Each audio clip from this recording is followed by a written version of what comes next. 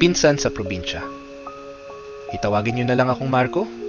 Nung fiesta sa probinsya, tumuloy ako sa bahay ng tita ko. Dahil puno ang bahay, napilitan akong matulog sa iisang kwarto.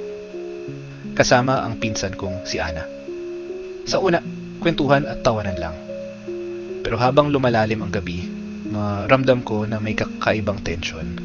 Nagkatinginan kami, tumahimik ang paligid, at dahan-dahang naglapit ang aming mga labi.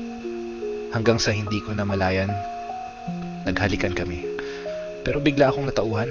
Pinsan ko siya. At kahit anong tukso, mali pa rin. Tumigil ako. Nagkunwari kaming walang nangyari. Pero pareho naming alam na muntik na kaming maligaw.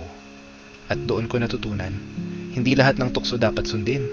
Minsan, ang pinakamahirap iwasan, yun ang pinakadapat labanan. Kung ikaw ang nasa sitwasyon ko, tatakas ka ba o tutuloy? Share mo opinion mo.